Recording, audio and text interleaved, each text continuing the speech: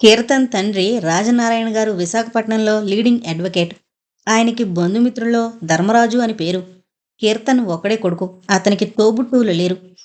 రాజనారాయణ చండశాసనుడని, జగముండి అని, పరమ కోపిష్టి అని కీర్తన్కి అతని తల్లికి తప్ప మరెవరికీ తెలీదు. ప్రజలంతా రాజనారాయణరావు గారు దేవుడంటారు, మహానుభావుడంటారు. దేవుడు చండశాసనుడు, జగముండి, కోపిష్టైతే రాజనారాయణలా ఉంటాడన్నమాట.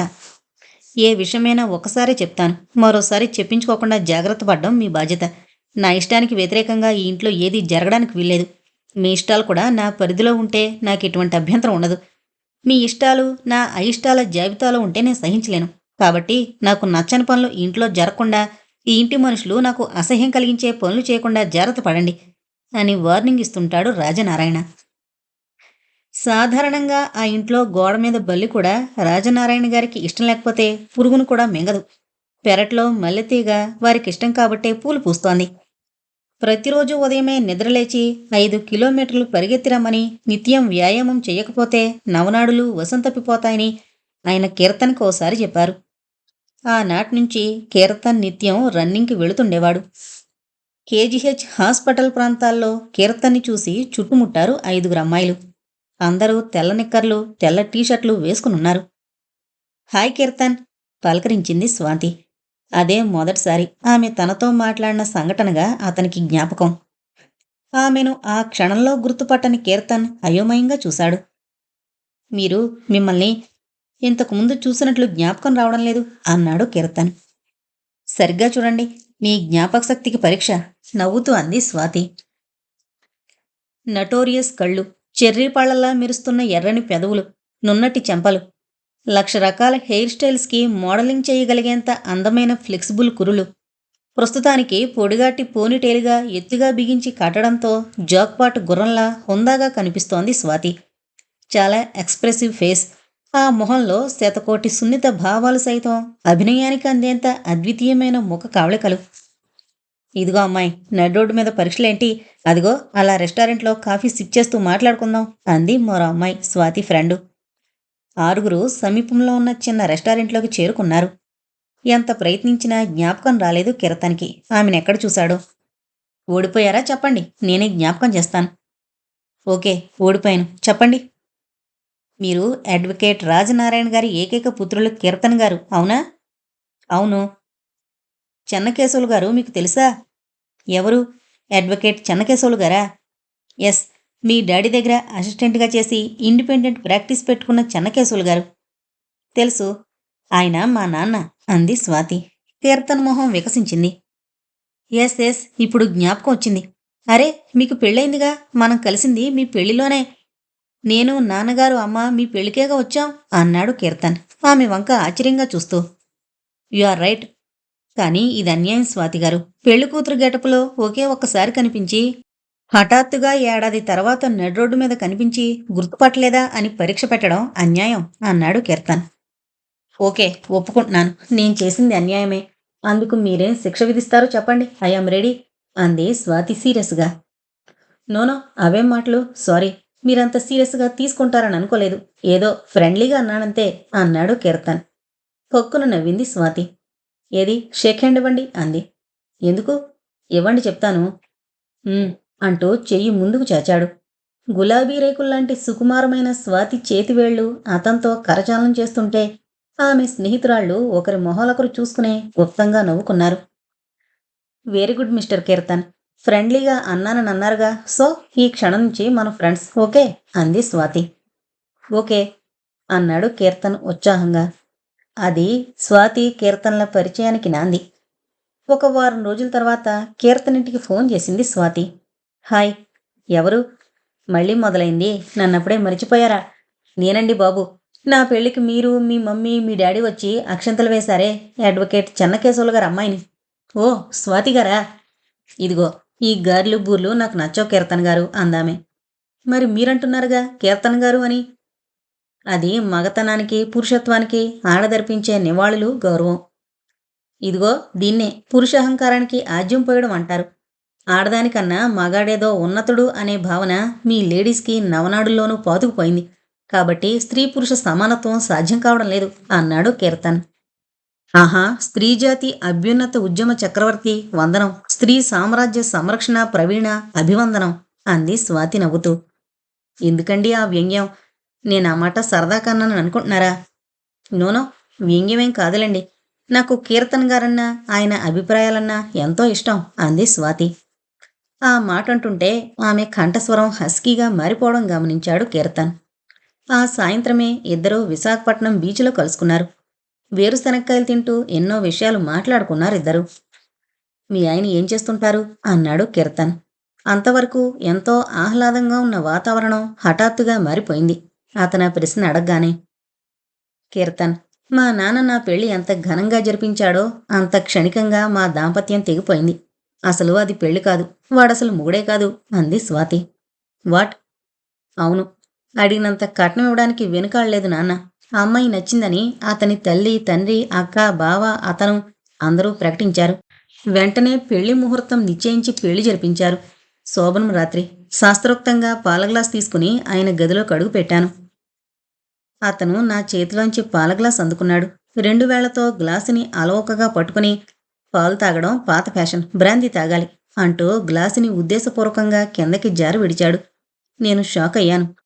అతను తన జేబులోంచి బాటిల్ తీసి ముద్దు పెట్టుకుంటూ అన్నాడు, నాకు జీవితంలో ప్రేయసి, భార్య, ఉంపుడుగత్తె అన్నీ ఈ మందే. మందు పొందుంటే చాలు, నాకింకేమీ అక్కర్లేదు అని. నేను నిర్ఘాంతపోయాను. కీర్తన్, అతను ఏమన్నాడో తెలుసా? భగవంతుడు తనకు అన్యాయం చేశాడట. అతను దాంపత్య జీవితానికి పనికిరాడట. భగవంతుడు అన్యాయం చేసినా తను అన్యాయం చేయనని తన స్నేహితుల్లో కొంతమంది ఆత్మీయుల్ని అప్పుడప్పుడు నా పడక గదిలోకి పంపిస్తూ ఉంటాడట. నేను రహస్యంగా కావలసినంత సుఖం పొందొచ్చట. అనాథ శరణాలయాల నుంచి ఎవరినైనా తెచ్చి పెంచుకుంటే సమాజం దృష్టిలో గుట్టు రట్టుకాకుండా సమాధి అయిపోతుందని చెప్పాడు. నాకు భయం వేసింది. జీవితంలో భయం అనే మాటకి అర్థం తెలియని నేను గజగజ వణికిపోయాను.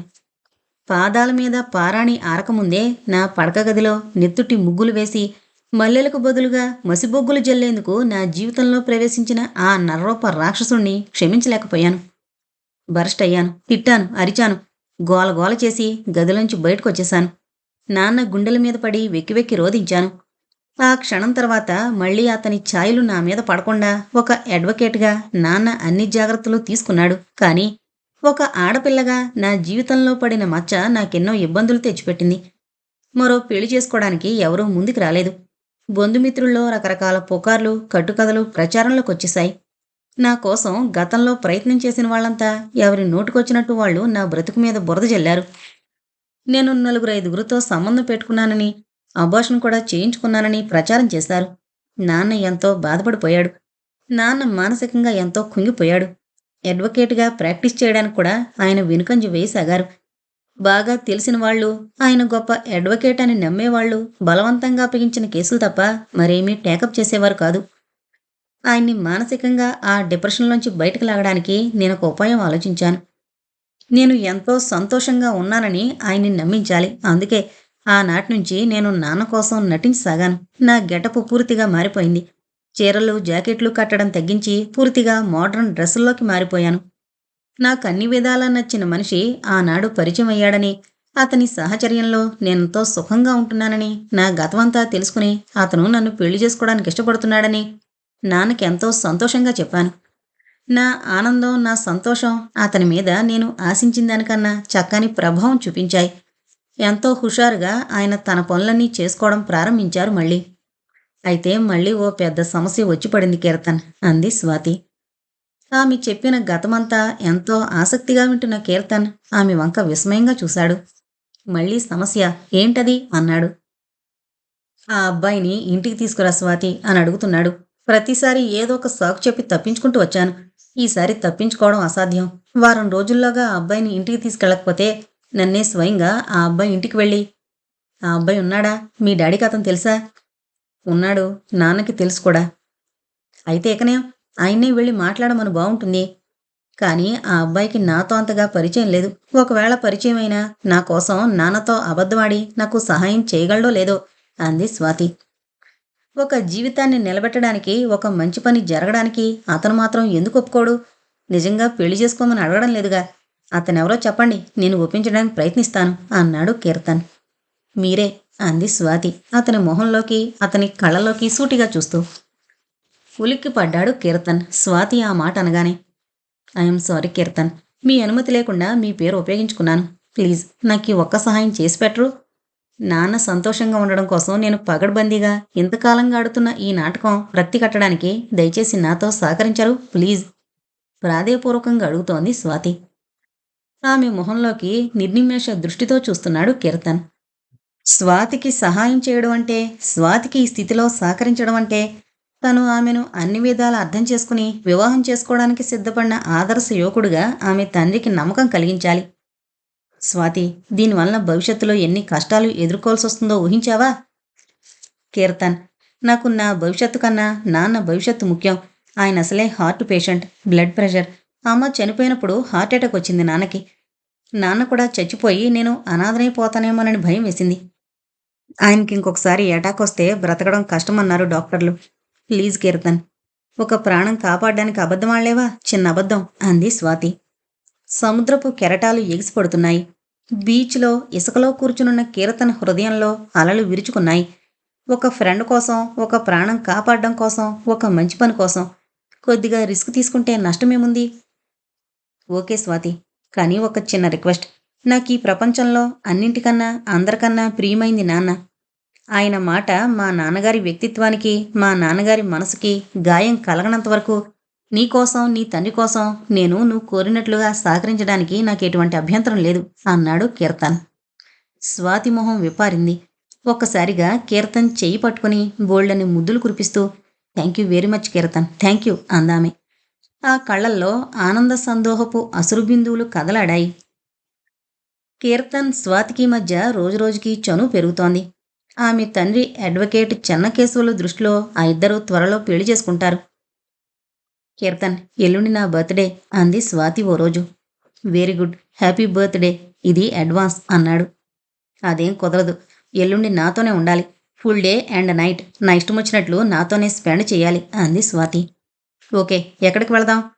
చెప్పను, అంతా సస్పెన్స్ అండ్ సర్ప్రైజ్ అందామే. ఓకే, ఐ షల్ మేనేజ్ అన్నాడు కీర్తన్.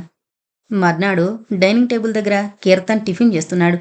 ఆ పక్కనే అతని తండ్రి అడ్వకేట్ రాజనారాయణ కూర్చునున్నారు. కీర్తన్, ఈరోజు నీ ప్రోగ్రాం ఏమిటి అడిగారాయన. టిఫిన్ పెడుతోంది కీర్తన్ తల్లి. తండ్రి వంక చూసి, ఈరోజేం ఇంపార్టెంట్ ప్రోగ్రాం లేదు డాడీ, రేపు సాయంత్రం స్పెషల్ క్లాస్ ఉంది, అక్కడి నుంచి ఫ్రెండ్ ఇంటికి వెళ్ళి అంటున్నాడు కీర్తన్. ఆ మర్నాడు స్వాతి పుట్టినరోజు కార్యక్రమం గురించి తలుచుకుంటూ, ఒరే, నేనడిగింది ఈరోజు ప్రోగ్రాం ఏమిటా అని, రేపటి సంగతి కాదు. ఈరోజు సాయంత్రం నువ్వు, నేను, మమ్మీ నా ఫ్రెండింటికి వెళుతున్నాం అన్నాడు రాజనారాయణ.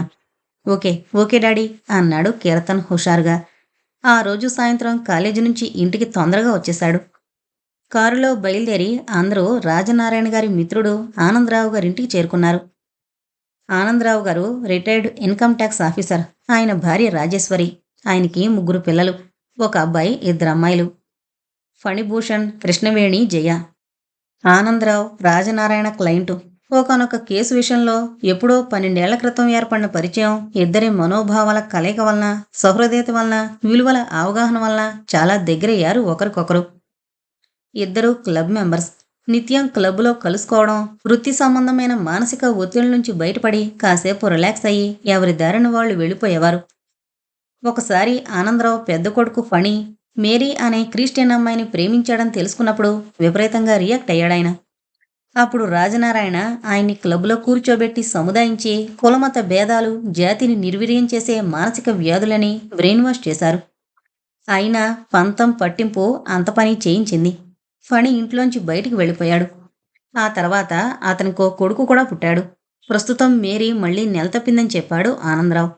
మాటల్లో కృష్ణవేణి చర్చొచ్చి రాజనారాయణ, ఆనందరావు తమ స్నేహబంధాన్ని బంధుపాసంగా మార్చుకోవాలని నిర్ణయించుకున్నారు. ఏది, మీ అమ్మాయినిలా రమ్మను అన్నాడు రాజనారాయణ. సోఫాలో కూర్చునున్నారు కీర్తన్, అతని తల్లిదండ్రులు. లోపల నుంచొచ్చిన కాంతిపుంజాన్ని ఆ ముగ్గురు కన్నార్పకుండా అలా చూస్తూ ఉండిపోయారు కాసేపు. కృష్ణవేణి తొలిసారిగా కీర్తన్ ఆమెను చూసిందప్పుడే. చిలకపచ్చ చీర కట్టుకునొచ్చిందామె. ఆమె పక్కనే ఆమె చెల్లి జయ. లంగా జాకెట్ వేసుకునుంది. చిన్నపిల్ల, ఇంటర్మీడియట్ చదువుతోంది. కీర్తన్ చూపు కృష్ణవేణి మీద పడగానే రాజనారాయణ కొడుకు వంక చూశారు. ఒరే, సరిగ్గా చూడు, నా స్నేహితుడి కూతురు అన్నాడాయన. ఉలిక్కి పడ్డాడు కీర్తన్. పెళ్లి చూపులకి అని మాట వరసకైనా నాతో చెప్పలేదేంటమ్మా అన్నాడు కీర్తన్ గొంతు తగ్గించి తల్లితో. అది రాజనారాయణ చెవిన పడనే పడింది. నీతో చెప్పేదేమిట్రా నా మొహం? అయినా ఇది పెళ్లి చూపులని ఎవరన్నారు? సంతలో గేదెని కొనుక్కోదలుచుకుంటే అలా చూడాలి, బేరాలాడాలి. నేను నయ్యా పైసా కట్నం తీసుకోకుండా ఆ అమ్మాయిని నా ఇంటి కోడల్ని చేసుకోవాలని అనుకుంటున్నాను. నీకేమైనా అభ్యంతరమా? అవేం మాటలు రాజనారాయణ గారు, ఆ అబ్బాయికి నచ్చందే పెళ్ళేంటండి అన్నాడు ఆనందరావు. వెంటనే కీర్తన్ రియాక్ట్ అయి నవ్వాడు. నా కళ్ళలోని భావాల్ని, నా మెదడులోని ఆలోచనల్ని, నా మనసులోని అభిప్రాయాల్ని నాకన్నా బాగా తెలిసినవారు నాన్నగారు. ఆయన చెప్పింది ఆయన సొంత అభిప్రాయం కాదు, నా మనసులో అనిపించిన మాటే అన్నాడు కీర్తన్. అప్పుడు చూసింది కృష్ణవేణి కనురెప్పలు పైకెత్తి అతని వైపు. చూడమ్మా, మావాడు ఓకే, నీ అభిప్రాయం ఏమిటి? అలా సినిమాల్లో పెళ్లి చూపుల సీన్లా సిగ్గుపడుతూ నేల చూపులు చూస్తూ కూర్చుంటే కష్టం. కాబోతున్న భర్త ఎలా ఉన్నాడో చూసుకోవాలి, మాట్లాడి నిర్ణయం తీసుకోవాలి అన్నాడు రాజనారాయణ నవ్వుతూ కృష్ణవేణిని ఉద్దేశించి. అందరూ ఆహ్లాదంగా నవ్వారు. అప్పుడు వినిపించింది కృష్ణవేణి కంఠస్వరం. కీర్తన్ ఆ తీయని స్వరాన్ని తొలిసారిగా విన్నదప్పుడే. నేను కూడా ఇంతవరకు మా అమ్మా నాన్నలు గీసిన గీత ఎప్పుడూ దాటలేదు. ఈ క్షణం నుంచి మామయ్య గారు, అత్తయ్య గారు, మీ అబ్బాయి గారు ఎంత చెబితే అంత అంది కృష్ణవేణి వినమ్రంగా. అందరూ పకాల నవ్వేశారు. కీర్తన్ ఆమె మొహంలోకి మురిపంగా చూశాడు. నిండైన సౌందర్యవతి కృష్ణవేణి. పసుపు చందనాల మేలు కలయికలా నిగనిగలాడుతూ ఉందామె. చెంపలు చిదిమి దీపం పెట్టుకోవచ్చు. సంగీత సాధన ద్వారా ఔన్నత్యాలు సాధించిన కంఠస్వరాన్ని పోలుంది ఆమె అద్వితీయమైన తీయని గొంతు. చక్కటి ఉచ్చారణ. ఆమె పెదవుల ఎర్రదనం సూర్యోదయం నుంచి తస్కరించిన సిరి సంపదలా ఉంది. అది కీర్తన్ కృష్ణవేణి వివాహానికి నాంది ప్రస్తావన. ఆ మర్నాడు స్వాతి పుట్టినరోజు. ఎక్కడికో రమ్మందామె. Suspense and surprise. ఏంటది? టెలిఫోన్లో ఉదయమే శుభాకాంక్షలు తెలియజేశాడు. ఎక్కడ కలుసుకోవాలో డిసైడ్ చేసుకున్నారు. ఇది ఎవరిల్లు అడిగాడు కీర్తన్. ఇల్లు కాదు, గెస్ట్ హౌస్.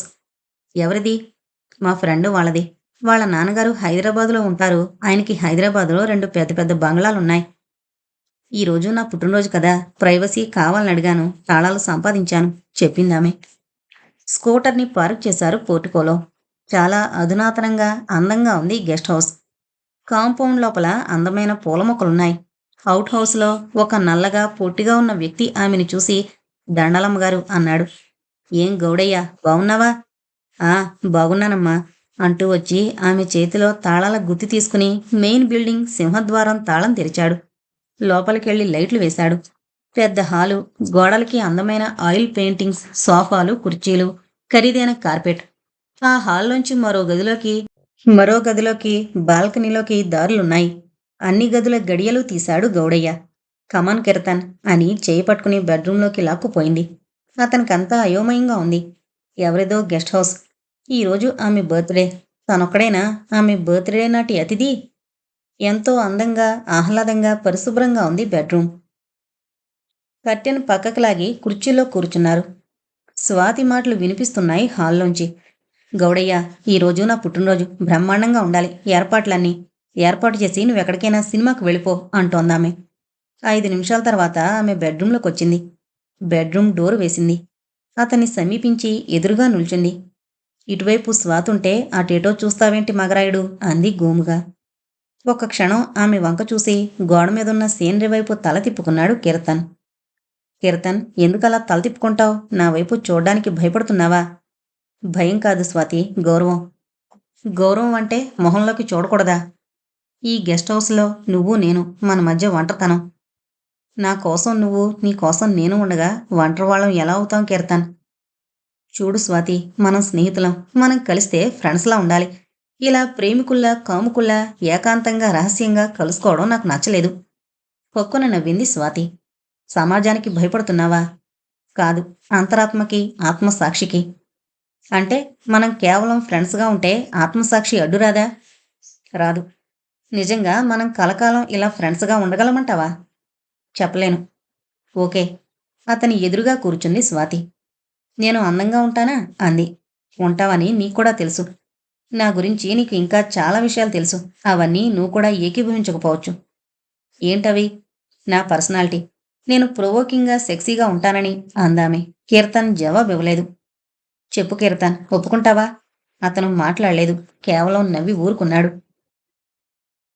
పోనీ నేను అందంగా ఉంటానని, ఇలాంటి అందగత్తెని ఒక్కసారి ముద్దు పెట్టుకుంటే బావుండని నీకెప్పుడు అనిపించలేదా? అడిగింది. అతను కంగారుగా చూశాడు. మనసులో ఏవేవో పిచ్చి పిచ్చి ఊహలు కలగడం మానవ సహజం. కానీ అవన్నీ వెల్లడైతే మనిషి సంస్కారం దెబ్బతింటుందని భయం. ఈ ప్రపంచంలో 182 మంది మానసిక వ్యభిచారులు, 8 మంది నపుంసకులు, మిగతా 10% గురించి తెలీదు. నా దృష్టిలో మానసిక వ్యభిచారం కన్నా శారీరక వ్యభిచారం ఉన్నతమైంది, ఉత్తమమైంది అంటోంది స్వాతి. Swathi, don't worry Keerthan. నేను నిన్ను పెళ్లి చేసుకోవాలని అనుకోవడం లేదు. అసలు నేను జీవితంలో పెళ్ళనేది చేసుకోకూడదని అనుకుంటున్నాను. అటువంటి తొందరపాటు నిర్ణయాలు ఎందుకు స్వాతి? ఎవడో వెధవ నీ జీవితంలో పెళ్లి పేరుతో రాంగు స్టెప్ వేశాడని పెళ్ళే చేసుకోను అనడం భావ్యం కాదు. హాయిగా నో కీర్తన్, నో. నాన్న బ్రతుకున్నంత వరకు ఆయన్ని మోసం చేస్తూ రేపో మాపో పెళ్లి చేసుకోబోతున్నాననో చేసుకున్నాననో నమ్మిస్తూ ఆయన్ని సంతోషంగా ఉంచుతాను.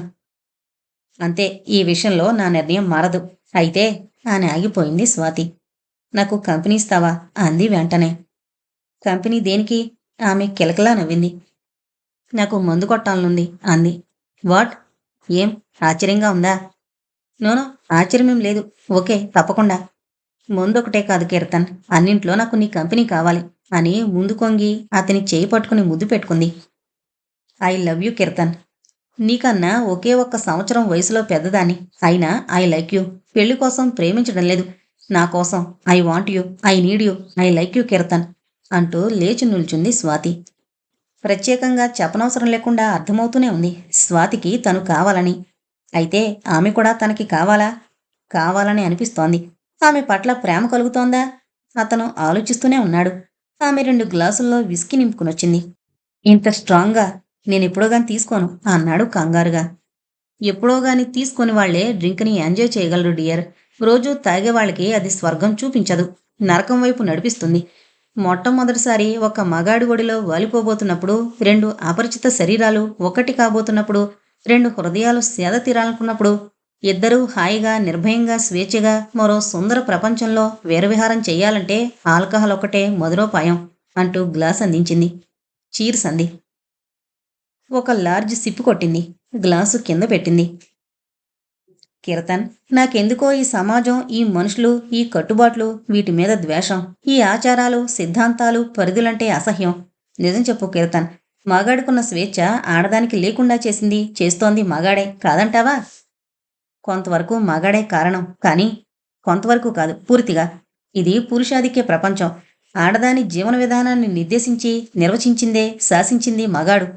రామాయణం రాసింది మగాడు, భారతం రాయించింది మగాడు, రాజ్యాంగం రాసింది మగాడు, నీతి శతకాలు రాసింది మగాడు, సృష్టిస్తోంది మగాడు, చెరిపేస్తోంది మగాడు.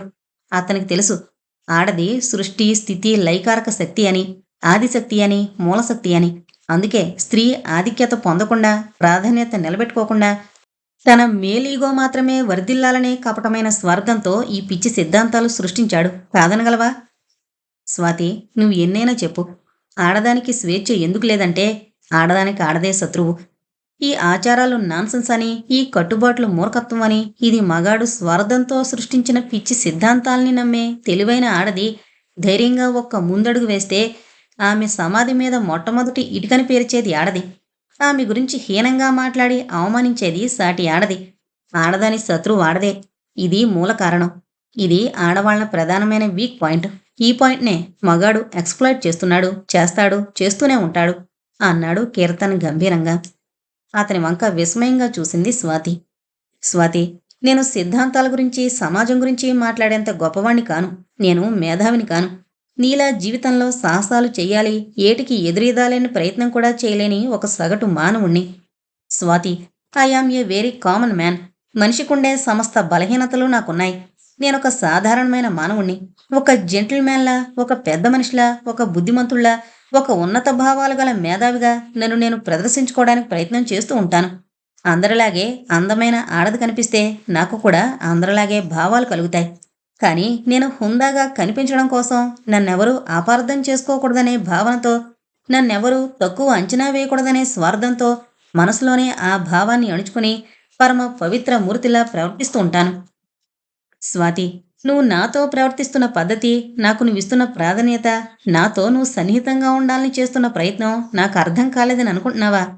నీకు తెలుసు నేను నిన్ను పెళ్లి చేసుకోవడానికి ఇష్టపడను అని. నీకు తెలుసు నేను ఎన్నటికీ నీ భర్తని కాలేను అని.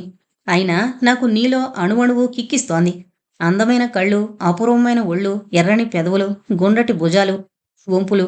ఏ మహర్షిని నీ ముందు కాసేపు కూర్చోబెట్టినా నీతో ఒక్క 10 నిమిషాలు కనీసం ఊహల్లో అయినా తిరిగొస్తాడు అన్నాడు కీర్తన్. అంతే, ఆగిపోయాడు. ఆమె అతన్ని అద్వితీయమైన వ్యక్తిని చూస్తున్నట్టు తెల్లబోయి చూస్తోంది. అవును స్వాతి, నాకు తెలుసు. పైకి జెంటిల్‌మ్యాన్‌లా కనిపించే లక్షలాది మంచివాళ్ళు చాలా నికృష్టమైన మానసిక వ్యభిచారులు అంటున్నాడు కీరతన్. ఆమె చిటికి వేసి చెయ్యి ముందుకు చాచింది కరచాలనం కోసం. అతను ఉద్వేగంగా షేక్ హ్యాండ్ ఇచ్చాడు. I love you Keerthan, I want you, I need you అంది గోముగా. ఆమె చేతిలో గ్లాసెత్తి గటగటా తాగేసింది. గ్లాసు కింద పెట్టి కుర్చీలోంచి లేచింది. హఠాత్తుగా కీర్తన్ మీద కొంగింది. కీర్తన్ దేవుడు కాదు. కీర్తన్ ఆంధ్రదేశపు ఆదర్శ రచయితల రచనల్లోని కథానాయకుడు కాదు. కీర్తన్ సమాజాన్ని ఉద్ధరించడానికి ఉదయించిన సంఘ సంస్కర్త కాదు. ప్రవక్త కాదు, సైనికుడు కాదు. సకల బలహీనతలు ఉన్న ఒక సామాన్య మానవుడు. తన జీవితం 10 మందికి అనుసరణీయం కావాలని పరితపించే వాళ్ళు మహానుభావులు. మహానుభావుల్ని అనుసరిస్తూ జీవితాన్ని గడిపేవాళ్లు మహనీయులు. కీర్తన్ ఒక సామాన్య మానవుడు. కీర్తన్ అందరిలాంటి సామాన్యుడు. కేవలం స్పందించే శరీరతత్వం కలిగిన మగవాడు.